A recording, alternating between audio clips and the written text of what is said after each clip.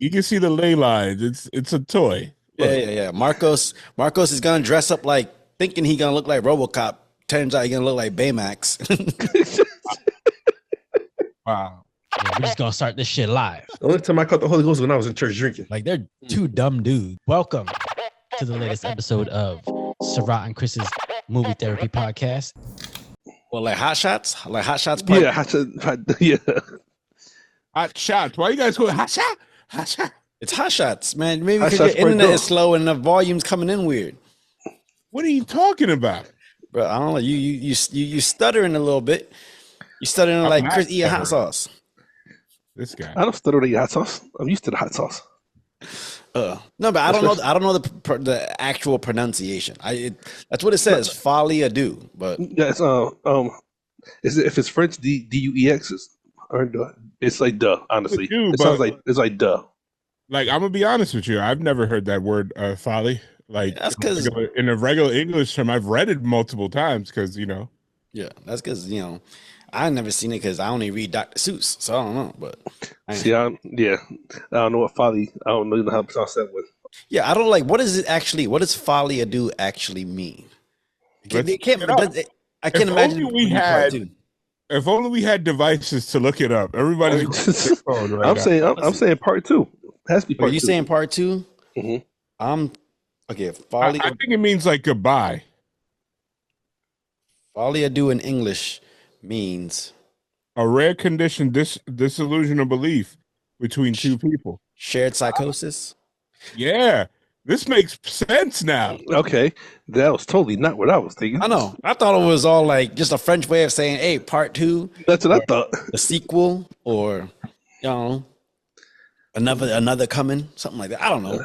A shared psychosis. Okay. You know how sometimes they be making they be adding those subtitles to movies, try to make them sound like Try to make it sound smarter. yeah. Yeah. For like there was like a 5-year stretch where everything was Rise of the Guardians, Rise of the Beast, Rise of the Planet of the Apes. Everything's rise. They had a dance movie called Rise. It's supposed to be a documentary, some shit like that. Matter of fact, hey, so this is the rise of the podcast. Yeah, I guess so. Shit. Yeah, That's that why Rise, Kiki bouncing. the Rise documentary was out. Crumpin' when that Yeah, there you go. first started. Yeah. Oh, I want to see Marco's crump. Chris, you were in there, right? You were. I was trying to, but I ain't from California. They're not like us. I'm not like them. One of the two. The only music Chris dances to is bam chicka wow wow. That's a different type of dance. That's when you hook your arms under her arms and grab her head. I call this the full Nelson. I call this the Chris Masters. For real. Get in that lock. You know what I'm saying? Just All hold it the in there. Chris dancing. All the Chris dances he gets from Jersey Shore. Oh God! Oh no! They be sitting fifth. Who's in the fifth? I'm like, yeah, baby, yeah. Come on now. No, I don't think Chris. I don't even think you go to clubs that play that kind of music. I don't. You can't dance to that shit. I can't get G with that shit. It's like, who? I mean, 90% of the time when you go, don't you go for last call? They're turning on lights and the music. When as soon as last call hits, I turn to Bill Clinton. I need my pizza before 7 a.m. Oh, with that being said, welcome to the latest episode of Sarat and Chris's Movie Therapy Podcast. It's your boy Sarat, aka Makazi. Your boy Chris Brown, aka Red Ford Delta. And your boy Marcos, aka at the Sunset Kid. Well, I mean, if you would listen to the discussion earlier, obviously you are because you listened to the podcast, you could probably guess what movie we watched this week because there's only one movie out recently with Folie Deux as the part of the title, and it's a very controversial movie. And after watching this movie, I kind of see why, but I'm actually very curious to see what y'all think of this movie. Chris, why don't you let the people know what movie we watched this week? We watched Joker.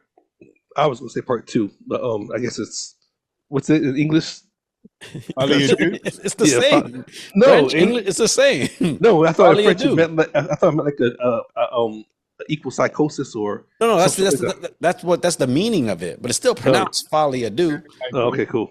Yeah, Joker Part 2, Folie Deux. Hold on, bring some cheeks up to this. Just mess this man up. Yeah. Shit. I don't. Yeah. So I mean, like I said, online discourse for this movie has it being one of the worst superhero movies they've ever seen. Really? And I'm curious to see what y'all think. Okay. How about Mr. Lean to Marcos? How about what about you? What'd you think of Joker? Folie, You know what? I was hesitant when we were discussing internally if this is going to be our next movie. I was just like, I didn't see it. I've had access to it for the longest out of all of us. Like, I even had screener access, and after the first initial reviews of it, I was like, you know what? I'll catch that whenever. You one of those? I was You one of surprised. those? You let Twitter tell you what to do? No, I read actual journalists. I review movies here and there. So when I read somebody that I respect their opinion, and they were like, you know, but it's like a double-edged sword. It is right. It's the worst comic book movie out there, but the movie was actually good. Like the movie itself. If this was a case study of an individual and you take out the comic book aspects and put it in its own vacuum, it's a pretty good movie. The movie's about accountability. So that's what the whole movie is about. It's about mental illness and accountability. And basically, it was a good script. I liked it. Like, you take away some like at first I thought, it was misleading. People were like, oh, it's a musical. It wasn't technically a musical. This is the fantasy world that was going on in these people's heads, and they were sharing the psychosis, as we found out right before we started the thing as part of the title. So everything fits if you take it out. If you take out all the stuff that people are. See, I told you. Saturday afternoon. Marcos is already stuttering. See, you didn't see it, but you froze, bro. Yeah, you I did. didn't freeze. Yes, you did. You Okay, froze we'll see when the recording, when I go look at it. But you were stuck like this, like, give me that. Let me give me that Pop-Tart. Oh, shit. The Pop-Tart. Like, he's doing it on purpose. I see you. Yeah, it is. Shaking. That chair's still moving, buddy. Yeah, that jiggle. How about you, Chris? What do you think of Joker? I actually agree with Marcos. I liked it. It was good. I understood that, like I said, if you took the musical, you can mislead them. Like, oh, I got to watch this shit. But understanding that the musical part was his fantasy side. And I like that they used like real songs, like real people, real time, versus a soundtrack for the movie to describe what he's feeling, what he's thinking at the moment. Yeah. I was like, okay, cool. Now this is different. I can dig this. You know what I'm saying? Yeah. And if you paid attention in the movie, like in the first time when they asked him, like, hey, are you afraid of going to the chair? And, he starts singing, and then the inmate snaps him back. He's like, hey, are you going to answer? And that's when you knew that it was all in his mind. Like, if it was just randomly everybody just starts singing and it's not part of his psychosis, I would have been like, all right, this movie's weird as hell. Yeah. I when I watched it, I mean, first of all, it threw me off in the opening. They had the little Looney Tunes cartoon. Okay, yeah. That kind of threw me off a little bit. Movie that told you. It is. It plays into the movie. But when I saw that, I was like, oh, this is a really interesting opening. But as I was watching the movie, there's only one thing going through my brain the entire time. I was like, this is the movie that everybody said was bad? Because I loved it. I thought it was fucking great. Oh, no, wait. So we all agree that we like the movie? I can't believe it. Look at that. Yeah. Look at that, guys. Well, because I feel like this is one of those movies that, like, like you said, it's a character study. You're watching another person, try to take accountability for their actions in the world. You're trying to see how everybody's reacting to the emergence of this Joker character in their world and how, they're taking it.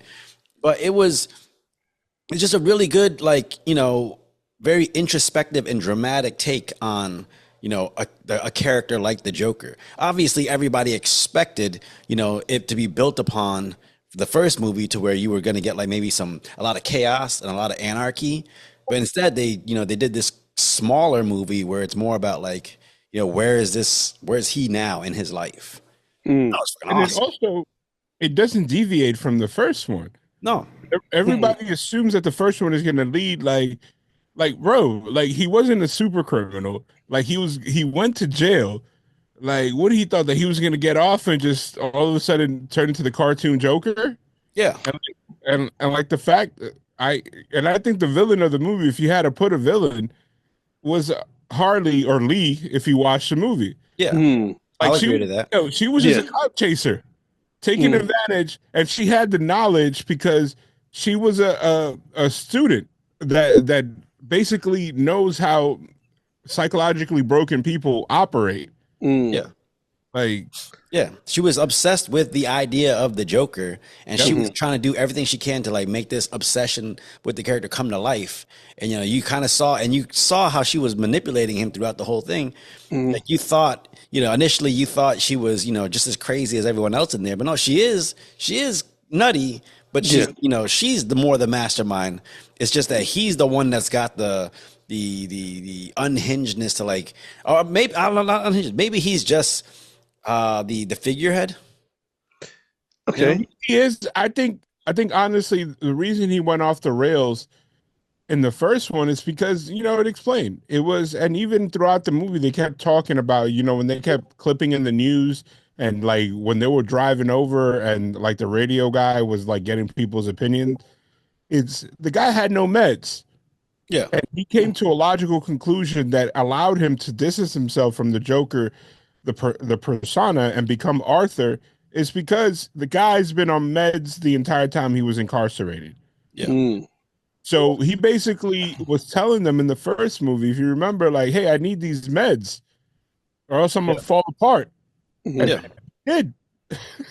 Yeah. Did you? I mean, Chris, was this because you said since you loved the first movie, was this the kind of movie you were expecting to come your way?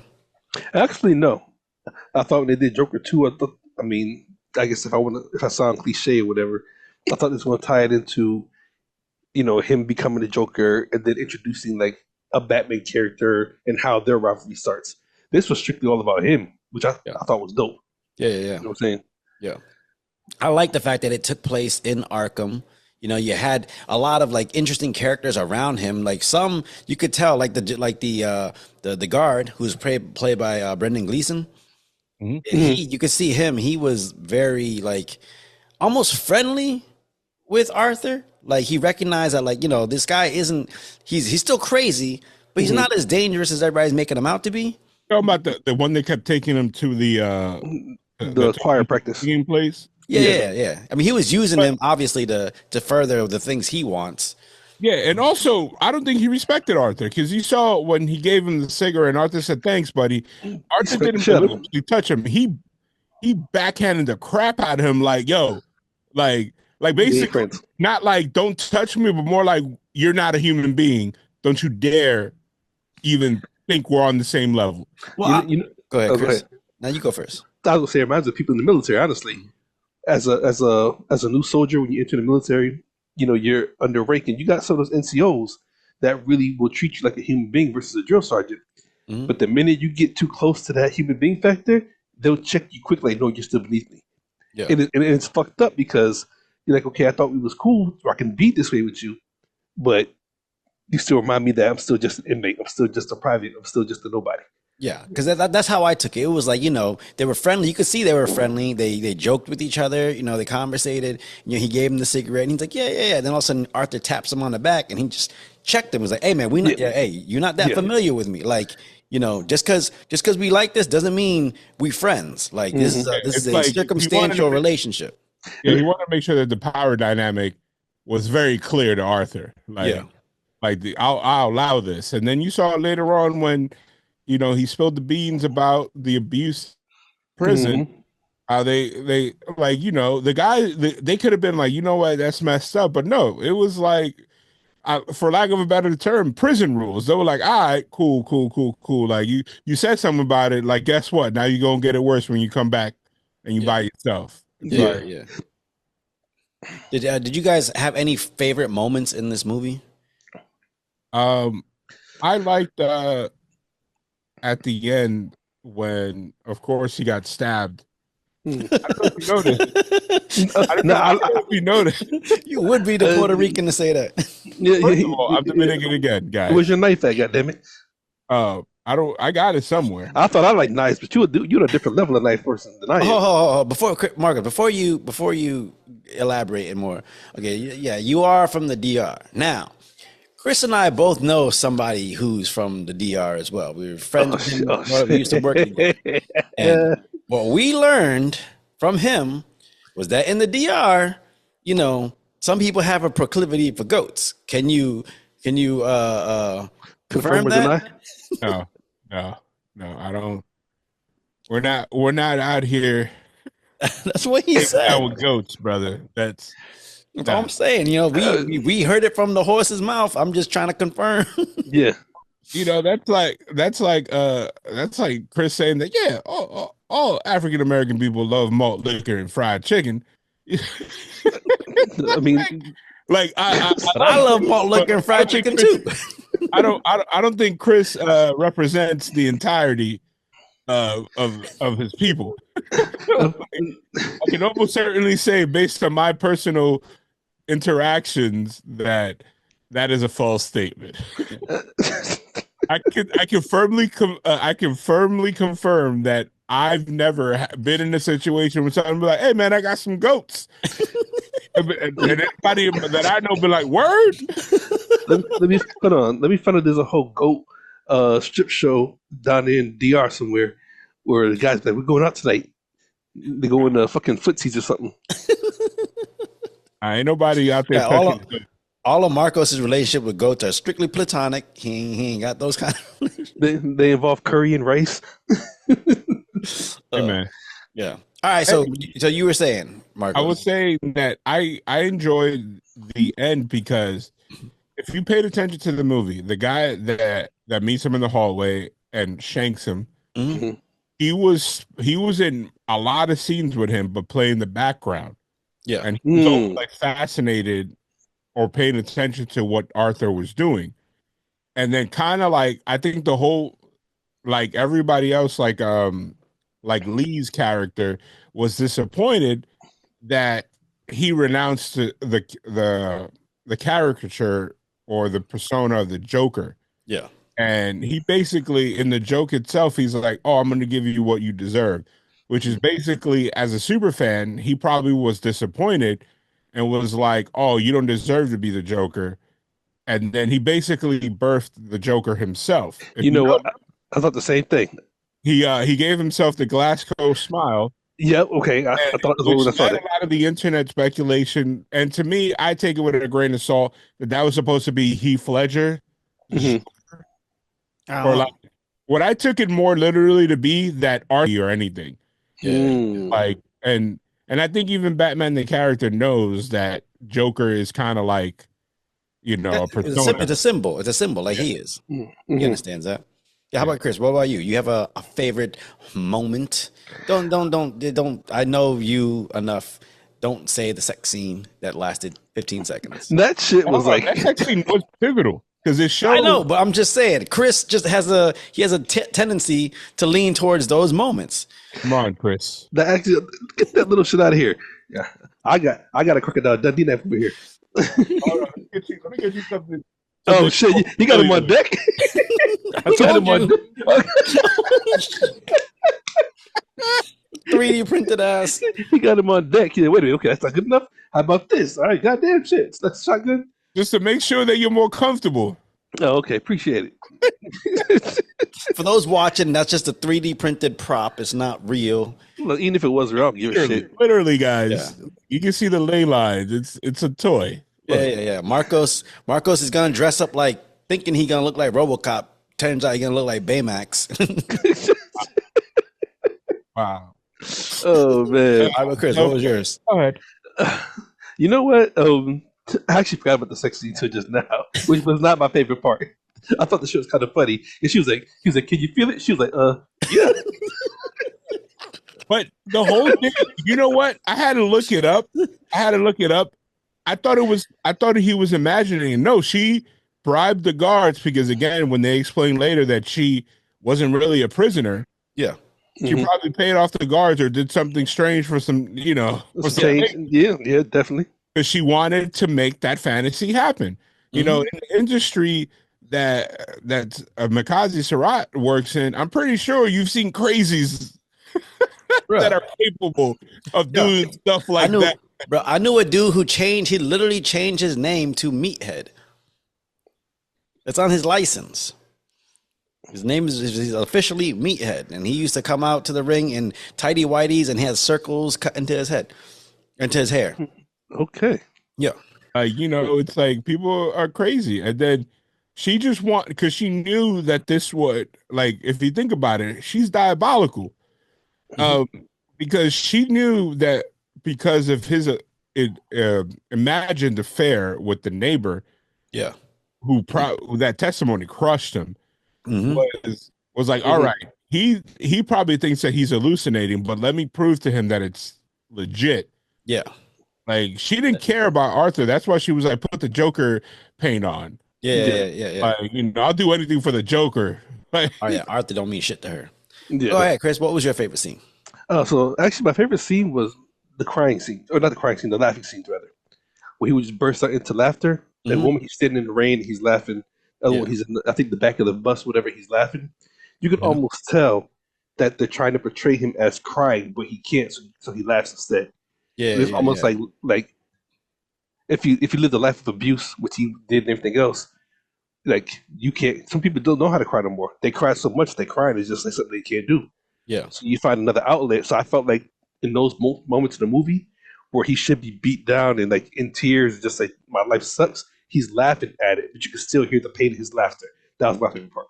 Yeah. At least to me. You know what I'm saying? Yeah, mine was actually very small, and it was just right near the end when they're coming with the verdict. He goes into the bathroom. He's still got the paint on and everything like that. But then when he comes back out, he's got he's just wiped off part of the Joker paint, and it's just like he kind of almost got that sense from him that he just kind of released that part from him. Like he's like, I have to take accountability, got to take responsibility for what I did. Like that's kind of who I am. So he goes, I'm not the Joker, I'm Arthur, kind of thing. And it was like, okay, like in that moment, you just saw him, kind of accept who he was. You saw like Harley, like kind of just be like, okay, like I lost control of him. That hold I had on him, I lost. You know what? You got to say your famous words for Harley. I want to hear it. Which one? The RB. You know how it goes. Oh, that raggedy bitch. There you go. That raggedy bitch just done left him on the stand like that. Come on. And it's funny because you said about Harley. I don't think that she realized she lost a hold. I think she immediately lost interest. Yeah. It's like like Joker disappeared, so she was like, who the hell is this guy? Yeah. Like, I don't like Arthur, and that's how she treated it. It's like, I'm trying to remember in another movie, like, you guys remember that? Do you guys watch Boy Meets World way back when? I can remember. I watched for one reason. Them titties. I ain't want to say anything. The actress. He's like, hold on, let me look at you from your chest. Oh, I know who you are. Topanga. Oh man. But, no, remember the episode where he was on the wrestling team because they needed somebody that weight to wrestle? Mm-hmm. And he got the Letterman jacket, and there was a cheerleader that was his girl. But then when he left the wrestling team, she was like, hey, I go with the jacket. That's how she was like, nah, it wasn't never about you. It's what you were a part of or who you were when you had the jacket on. He was like, I don't actually like you. So who do you? So did you guys by any chance? If you're looking at the way the movie goes and like the mind state that Arthur was in, do you guys kind of have a soft spot for his lawyer or therapist lady that was trying to get him to kind of plead insanity, two different personas so that he could get out of the situation? Yeah, I felt bad because I believe he went into a manic mode when he like fired her and started coming out dressed as a Joker to represent himself. Yeah, I think he was feeling himself and went into the whole character. Yeah, but I think it sucks because he had a personal breakthrough in his psyche, and his whole way to distance himself is basically ending his life because him taking accountability is him sentencing himself to death. Whereas, if you take it outside of the fact he was mentally ill, and like as an individual looking in, if this was a news story and I saw all the sides the way we did with the movie, I'd be like, man, this guy needs help. Like, I'm happy that he's aware of his psychosis and he understands he needs help. but there's no way that you're gonna convince me that like the same guy that shot Robert De Niro's character Yeah. was in control. Like Yeah. Yeah. completely off his meds. Yeah. Yeah. Yeah. I don't know. I like again watching this movie. I was kind of reminded about these older movies that you wouldn't know were comic book movies, and that's why I think this movie like falls in line with those. You got your History of Violence, Road to Perdition, American Splendor. I think it's American Splendor. No, American Beauty. No, American Splendor. I'm sorry. Yeah, but you got these movies that like again, if someone didn't tell you it was a comic book movie, you'd never know. And I feel like this falls in line with that. But those movies don't get the hate that this movie got. Yeah. So what was it about this movie that made people go, "Oh, it's fucking terrible. It's the worst movie ever"? I think because they expected so much from it, which I did too off the first one. But I'm happy my expectation was not met. Like I still enjoyed the movie, but not for what I expected up here. Like I saw something totally different that still intrigued me, that still had my attention, that still made me sit back. Okay, this is definitely a different take on it, but it's a good take. Yeah, It didn't go left and just stay somewhere left. You know what I'm saying? yeah. I think in the titling and the expectation, and it wasn't Todd Phillips's fault. It was the actual fans. Yeah, The the audience. fans thought like, oh, we're off to the races. We saw the origin. Now we ain't got to do it. Now it's like he's gonna be killing and capping people and all this stuff. Like I think people would have had tempered expectations if it would have been like instead of Joker. And this is just a joke, but something along the lines of like Arthur Rising of Joker or something like that, like something that people didn't think it was like, that it was going to be a straight comic book movie. But now that a simple Google search of the full title, you should have expected this. Yeah. Like, you know what I mean? It's a character. It's basically two people that are delusional and having the same psychosis at the same time. Yeah. So, like, I think people expected him to live and to be the Joker that he was. And then if you're sitting there in the movie, not like piecing together, like, oh, this is just a good movie, then the bombing of the truck throws you off because you assume like, oh, he's out. We're about to get it. We're about to get in. And it's like, God, heck was that? That shit was loud. That was a Hemi. I told you your mic is on some shit today, man. But that was a Hemi, bro. I don't know. Maybe the settings is weird. I'll check it after. Maybe the dampening isn't on.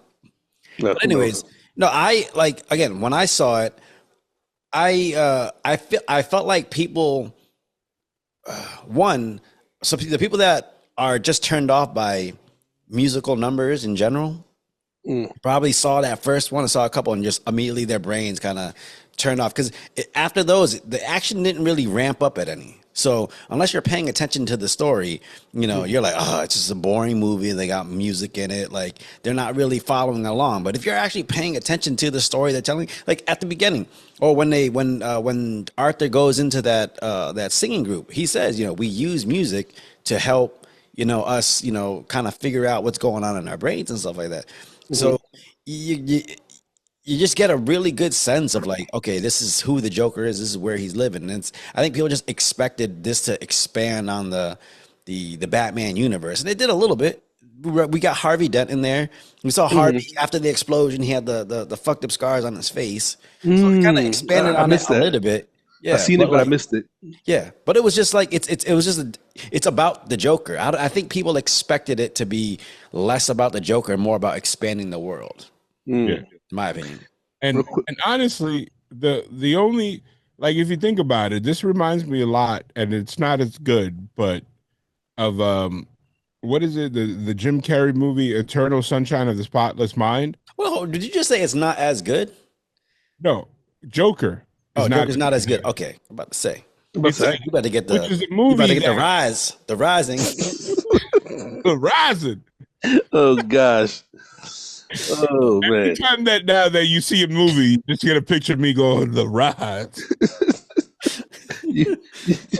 But like that movie, if you went in expecting a Jim Carrey movie, that movie would have blown you. Yeah. But it's one of my favorite movies of all time. That movie. Because have you ever seen what's it called? No, Eternal Sunshine of a Spotless Mind. It's him and Kate Winslet. Really? It is a really good movie. Okay.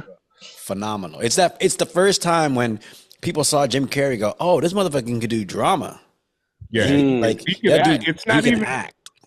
not even family friendly, like Man on the Moon, or what's the one where they followed him with cameras, Oh, the Truman Show. the Truman Show. Yeah. It's like those are great caliber. He goes further. He's like, nah, this is my actual range, guys. Like Yeah. movie. It's like That's if interesting. you ever seen Requiem for a Dream? That's what you told me about. I never watched it. Yeah, with Jared Leto and Marlon Wayans. Yeah, It's one of those things where if you saw Marlon Wayans on the thing, you'd expect him to be the comic relief. And like, nah, this motherfucker just plays a down and out drug addict. So it would, kind of just be like, okay, this like that's why after seeing that movie, I'm like, why hasn't Marlon Wayans done more dramatic roles? He's so fucking good. Well, it's like if this movie would have not been named Joker, and it would have been a movie like that, they just gave you the prelude of what happened in the first one. He shot somebody, or something. This movie would have probably been getting awards, but because people assume, and then it's funny because they're actually right. As a comic book movie, it's not really a comic book movie. No, but here's the thing. But the issue is that like again, like a History of Violence, that's a comic book movie, but people just don't know it's a comic. I think the issue here is because it's a Joker. People know he's a comic book character, so they're assuming it's going to be some type of way, some specific type of way, But if you actually take that character and like boil it down to its essence, if this was a comic book or a graphic novel, that's exactly how one of his graphic novels should be like. If you're actually exploring the Joker and not just exploring his chaos. Yeah, like I said, that's what I was trying to get to. Have me a shot of Tito's and I'm drinking Old Duels alcohol-free beer. Okay, O'Doul's, O'Dweeds. Something. You ever seen the O'Dweeds on fucking Chappelle Show? I haven't. It's the fake weed. Marcus in that orange drink, man. I know swear. that's that mother's tea from Batman vs Superman. That's what it is. Yeah. So that's the camera shit. I'll tell you. Is his thing? He's frozen. Mm-hmm. Yeah, I tell you, he probably got a lot of kids trying to hop on porn right now. But I can still hear you. I'm pretty sure you got like a lot of kids just playing with Pornhub, being like, okay, we got to get on this before we got to sign up. It just says my internet was unstable. They were working on it today. We barely made it. Yeah. I didn't have no internet access until like an hour ago. Oh, so what you drinking? So ain't you at home? Who, me? This is my random ass concoction soda stream, orange tangerine Mio. That's all it is. That's the new Viagra. He just won't say it. No, it's not public. He's still working on it. That's why he won't give the actual name. But once he gets it down packed, he gets the publishing rights. Like Viagra, buy Sunset Kid. You know what I'm saying? It's called Sunset Rise. You know what? That's actually dope. The Sunset Rise. The logo. This is gonna be the logo. It's a fist. Hey, rise. Look, the Sunset Rise. Hell yeah, sun's going down. Time to get that bounce chicken pow wow. You know what I'm saying? Yeah, I'm home, but I don't know. We woke up to alerts that the internet was not working. Yeah, and there was a guy on a cherry picker just like on the corner of our building, and it was mad windy. I was like, I really hope that guy has insurance. Oh man! Speaking of Sunset Rise, I'm doing the opposite. I got the non-alcoholic Blue Moon. The Belgian white. Okay. I've been wanting to ask this: what is the obsession with you guys with non-alcoholic beers? Oh, No. So at home, before I used to keep beers in here and like seltzers and stuff like that, and like hard ciders. I was crazy on hard ciders, but like I just noticed sometimes I like the flavor of it, but sometimes I was just grabbing one to like have with dinner, and I'm just like, let me just cut back on the alcohol, so at least get the flavor, but still have one with dinner and not feel like I'm having. You guys are men's men because I can't drink and eat. No. You know how people you can't drink and eat. Come on, bro. You never see us open it. You ain't never had pussy or that juice just flowing. Wow, that's a perfect opening. Come on, you knew I was gonna say something. You better not be long enough to know how my brain works. How can you not drink and eat? You done it. We gotta have a meal together, Chris. But me and Ron have no, we don't. Not me and you. Times together. And I don't know if you notice the alcohol, whatever I'm doing, I put it to the side and I order like a regular, water or like soda or juice or whatever. Because Yeah. Now I get what you're saying because only alcohol beverage I can drink while eating is wine. Other than I that, can't if even it's do beer that. or liquor, I don't want it. Man, listen, I, it's the flavors. Let the flavors blend. A nice steak and a nice, Nice nice Chianti, beer, or you know, yeah. nice Chianti. the only time I drank for food with dinner was like 3 years ago. My wife's family was making fun of me because they'll be passing around the wine, and then I'm like there drinking like a Coke or something. Hmm. And then I said, you know what? Next Christmas or whatever family dinner, I'm drinking wine, and I drank it, but it was like I was drinking it like medicine. I was just like, because I don't like the taste of it. I was like, Mm. I told you I was drinking it. What alcohol do you like? I drink beer, but No, but I I mean, don't. what kind of beer? Are you a Mick Ultra Um, guy? Are you my a my Heineken, favorite beer. I Red love Stripe? shitty. I love shitty beer, but my favorite beer, shitty beer. It's Should probably- the champagne of beers. Did you get it from Shitty Pot Tom? This guy. you- We was watching South Park the entire time he was here. So I Oh, like he said he likes shitty beer. It just went with it. Oh man. Oh, what was your favorite again? I like Natty Boh, and I like Oh, he probably likes a natural light like you do, Chris. I don't like that shit. That's what I'm on a budget. Liar. Look, No, I'm you- not. champagne of beers. I'm forgetting the name of it. I feel so bad. What the fuck was that? You sound like the micro machine dude. This guy. You like you like Natty Boh, you like natural lights? No, like I you, thought you that I thought that was so bad that people just get it because now it's like so cool. no, no, no, no, no. Honestly, my favorite beer is a Hefeweizen out of Germany. You know what I'm saying? It's a wheat beer. It's actually very, very heavy. So don't it Yep. should pack on weight for you. But the I can flavor of see. it, I can see. look, hey, don't talk spare tire because Hey, listen, yeah, spare. That ain't on there all the time. So I'm saying right? It's just on there right now because the car is kind of needs some work. Hey, just that's why because, he's drinking a hey, non-alcoholic beer. don't make fun of him. Don't make fun of him, Chris. Just Look, because look. he's wearing a child's large instead of a child's medium, like he normally does. Hey man, just because I can cut up your hoodie and make 2 shirts for me and Chris. That's cool. That's cool. That's why we need you. We need you. We need people like you. Oh shit! Oh man, there's probably he eats too much rice. So he's like, well, I can't get rid of rice because that's my heritage. So I'll just cut back on the alcohol beer. Yeah, I love rice. Like if there was a disease that I got and they were like, you'll die if you have rice, while they're telling me, I'll be like, oh, Yeah. right there. First, I'd ask what kind of rice, like shrimp fried rice, Yeah.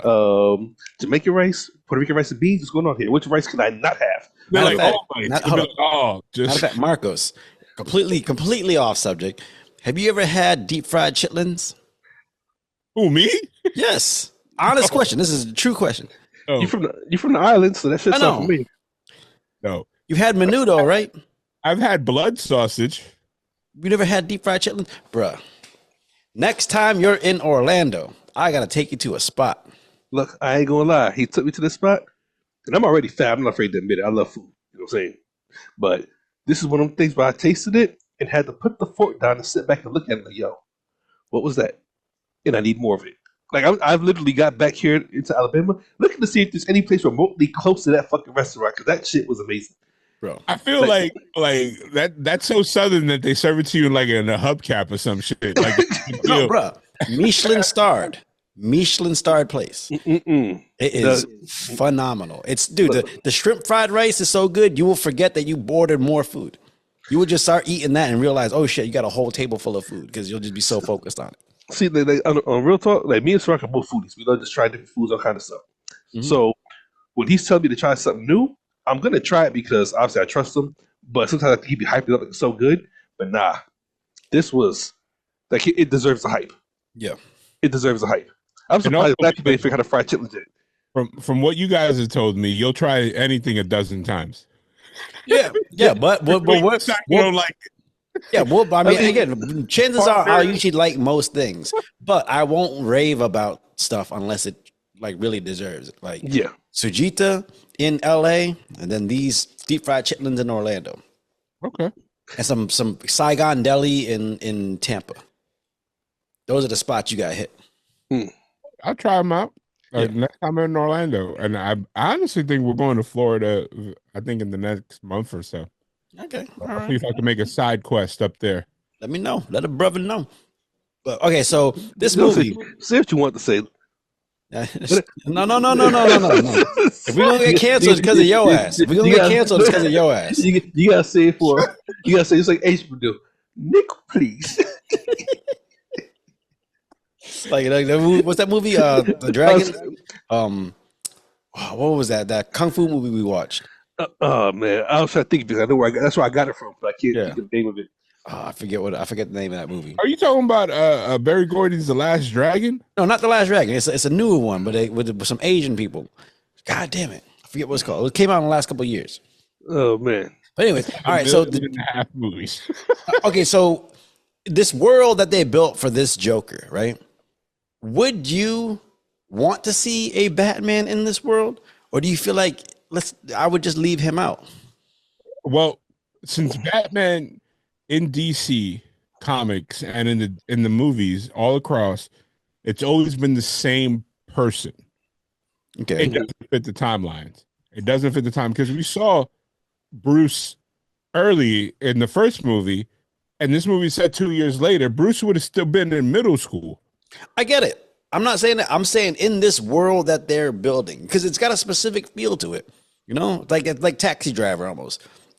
Would you want to see a Batman-like character in this world, or do you like this just dirty, scummy world where it's more about the villains than anything?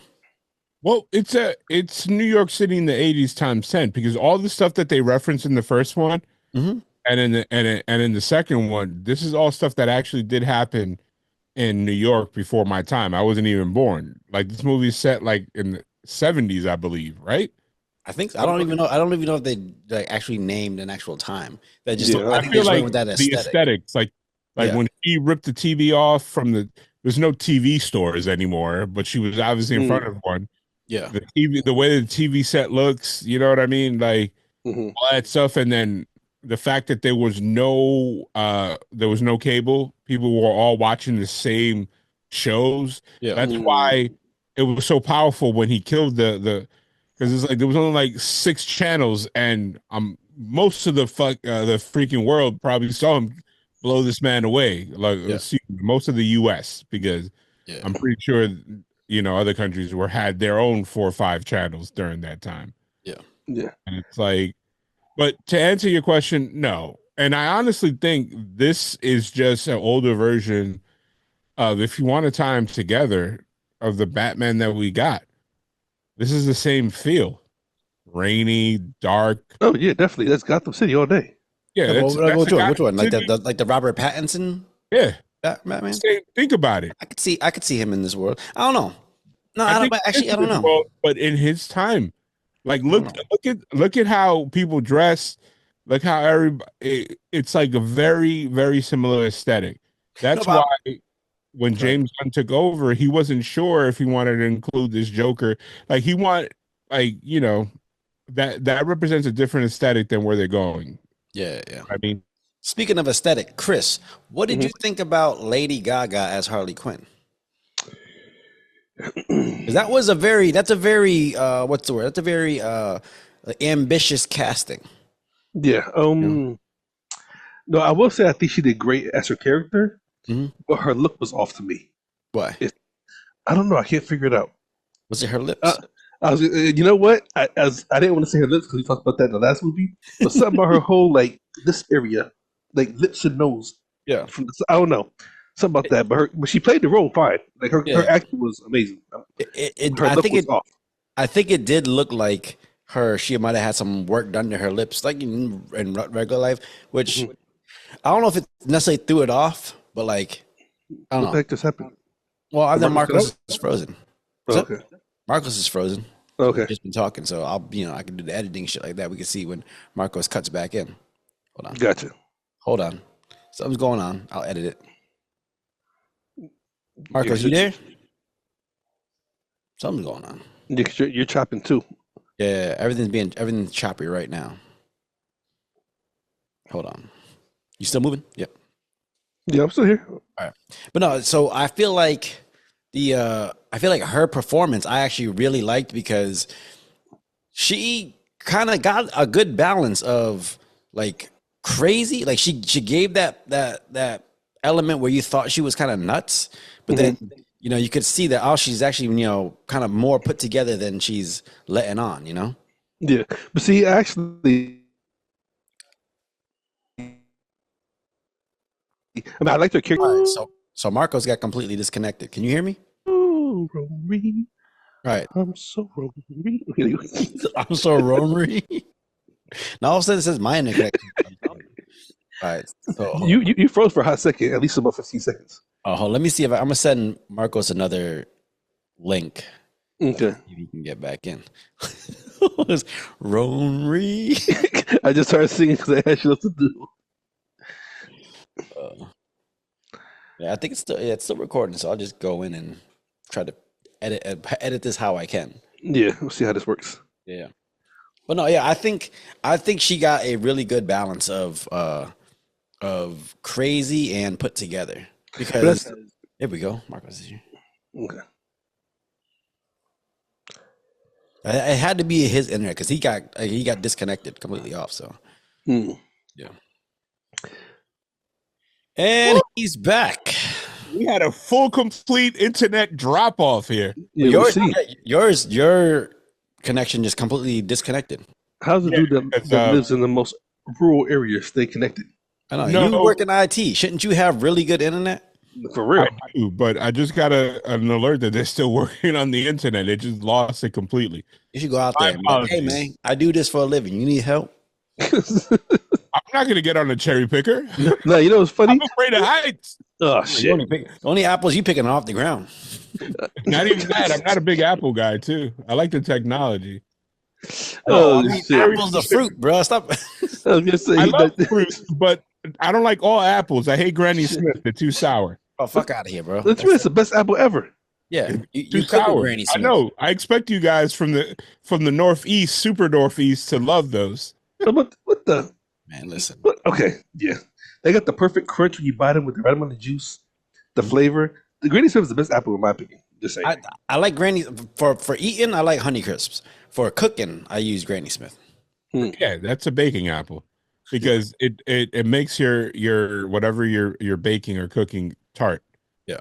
All right, Marco. So I was asking Chris, what did you think of Harley Quinn's performance in this in the movie? I think Lady Gaga is putting together a great resume. All the movies that I've seen her in, she's been good. And they played to her strength. It's like she's there because she can sing, because I found out that later on all the singing was done live. It was them. Okay. Like they sung live in the scene and then they went back and cleaned it up in post process. So I like that. And she has some range. Like she doesn't try to be somebody crazy. Like I don't know if you've seen her in the Versace movie. She was really good in that. I didn't watch that movie. Yeah, I mean, like I saw most of it, but she was good. Yeah. It was nothing to write home about, but she was awesome in the movie. What is it? Stars Born, of course. Yeah. You know, I think she knows her range, and she doesn't come in like I was afraid that she was gonna do Margot Robbie and just do her version of Margot Robbie, but she didn't. Yeah, it was like, hey, Mr. J, like no, it's just like again, they stripped away the character to suit the story. Yeah, that honestly, if this wasn't a comic book movie, it would still be as great. Like, you know what I mean? People went and saw it.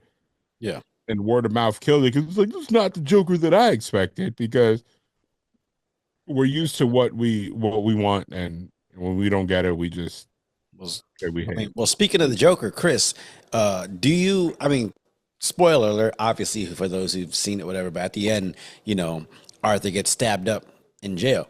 Mm-hmm. Do you wish his Joker could go on to become the Joker we know and love? Or do you like this, little time capsule of a story for his Joker?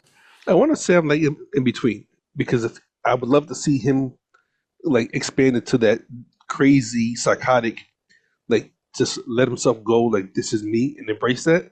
Mm-hmm. But then I also like the fantasy of he got stabbed, and like Marcus pointed out, homeboy in the back cut his face to resemble the Heath Ledger Joker, Yep. where it's like it could expand on. Yeah. So I feel like if they wanted to use him to go further, it would be dope. But I like the the illusion or Yeah. whatever you want to call it to make your mind go, hey, we can go somewhere else too. Yeah. You know what I'm saying? For me, I feel like I like this small time capsule for this Joker's story. Mm-hmm. I feel like the Joker that we know from the Batman stories is there's an inherent sociopathic like tendency to him that I don't think this Arthur had. I don't think he was necessarily like a sociopath who's going out just wanting to see the world burn or do all that shit. I just think, you know, he was just a product of his circumstance and other things that happened in his life. So, you know, that other Joker is just like you said, you know, he goes out and does shit to cause mayhem. I don't think this Joker really was looking to cause mayhem to the world, just more, you No, know. he just had a shitty life. You know what I'm saying?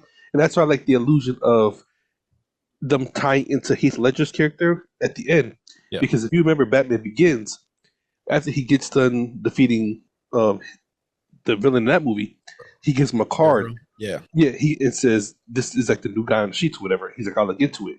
Yeah. So if they wanted to connect it, they did very, very well. Because playing the idea that Joker is not just one person, it's a community. And if that's the new guy to take over, then you know that's where Dark Knight begins as Heath Ledger. So I like the way they tied that in. I did. You know what I'm saying? Yeah. All right. Well, okay. So final thoughts on Joker Folie à Deux. Marcos? I liked it. I liked it. It was a good, strong story. It was about accountability. It was self-reflection. Like you saw a man struggle, and you know that's why it came out when it came out, and it didn't come out as a summer blockbuster. Now, if they would have sold it and had like movie tie-ins and all this stuff, then I'm like, oh, okay, this is weird. But no, I liked it for what it was. I was one of the assholes that misjudged it. I was trying to actively avoid it, but you know, for the good of our listeners and our viewers, I watched it, and you know what? I was very pleasantly surprised. I enjoyed it. Chris? Yeah, likewise. But good movie. I would have seen it in the movie theater. It was, in my opinion, movie theater worthy. You know, say for a story. Yeah. I'm gonna watch it again. Yeah. Like, ladies and gentlemen, don't get hyped up on the musical aspect. It's a different way of presenting it. Yeah. You know what I'm saying? Yeah. Yeah. Like no offense towards Wicked or La La Land or Greatest Showman. The music is totally on a different level from that. You know what I'm saying? Yeah. So yeah, I liked it. I like this movie a lot. I'm a sucker for a character piece. I'm a sucker for, like, you know, just doing a character study and really diving into what makes a person who they are. So in that sense, I really like this movie. Another aspect of this movie that I really love that we didn't talk about that much, the fucking cinematography is fucking beautiful.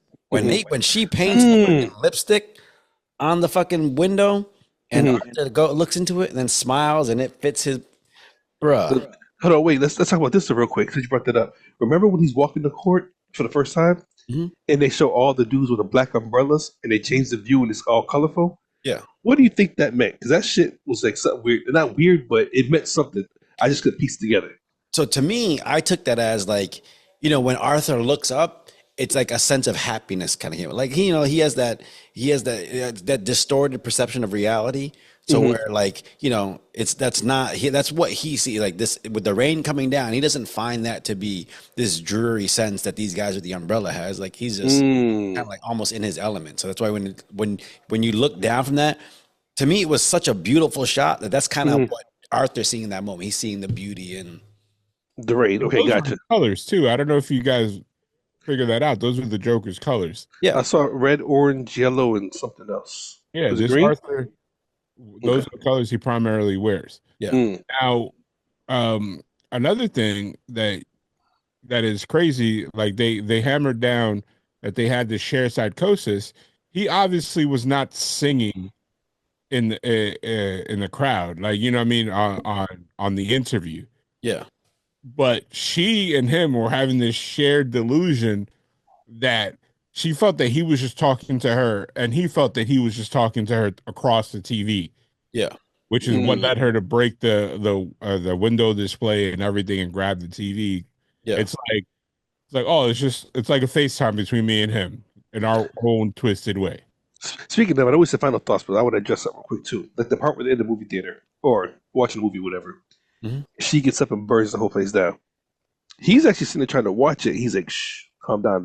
I like this song, whatever." Yeah. She's like, fuck this shit. It burns the building down. I feel like how many women in this world will corrupt a good man because their own selfishness?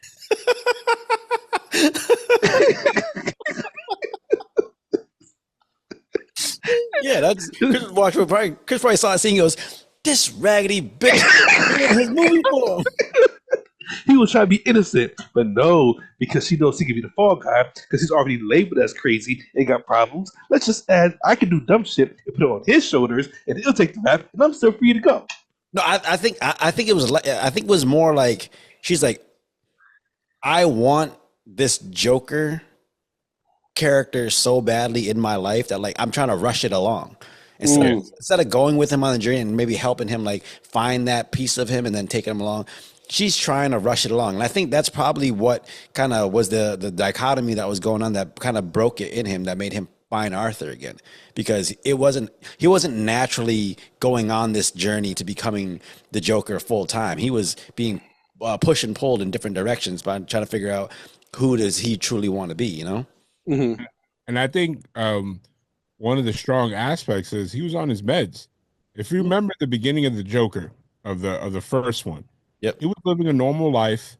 He was, working as a clown. I assume he wasn't having any psychotic episodes, but then his meds started to run out. I think after the high of him becoming the celebrity and all this stuff, because you remember the guards were like, "Oh, he doesn't say jokes," is when you're taking your meds, Yeah. your body starts regulating, and he probably sat there and was like, "Shit, what have I gotten myself into? Like, what have I done?" And he probably had that all that remorse. That's why he was very despondent. That's why he was more understanding of situations. Like when he got up and kissed the dude in the yard, like the guards thought that he was gonna fly into a full panic, but Joker medicated Arthur was like, "Oh, they're messing with him. Yeah. It's like they messed with me," and he was just like, "I'm just gonna stop this, please them." And then he went over and collected his reward because he knew that entertaining them, that's what those board guards do. Like those DOs, they're like, "Oh, we gotta watch you guys now. We're gonna do stuff to like so we can have fun." Yeah. Like in their mind, they were like, "Oh, he's gonna," like you heard him. The guy said, "Oh, he's gonna choke him," because he thought it was gonna be so insulting. But he's like, "No, I'm in my right mind, so I'm gonna like."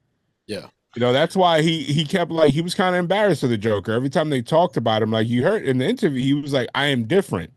Like you guys keep talking about my mistakes." It's like, Yeah. like technically, if he didn't have that, "Oh, I'm just gonna take," like he did have like that's what the insanity plea is for. He had a moment of psychosis, of lapsed judgment. He wasn't fully in control, and although he probably had is that, like if you think about it, what the lawyer was saying, which led to him firing her, it was the harsh truth of his actual makeup.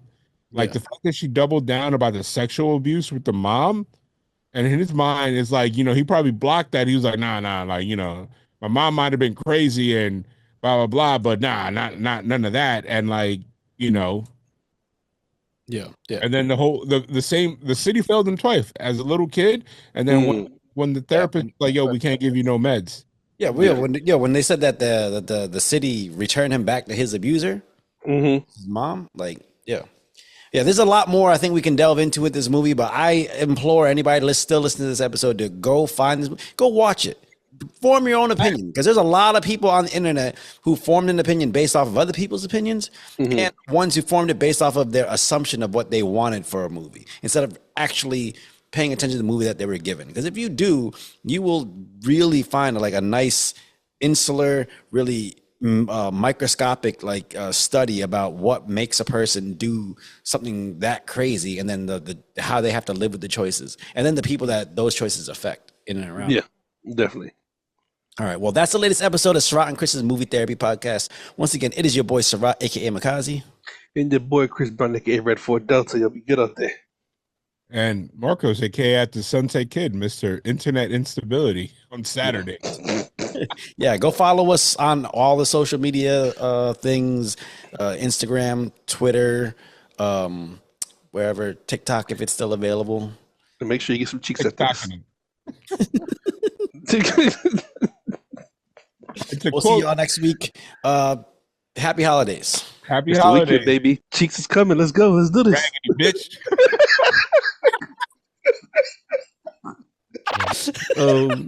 I'm a warrior.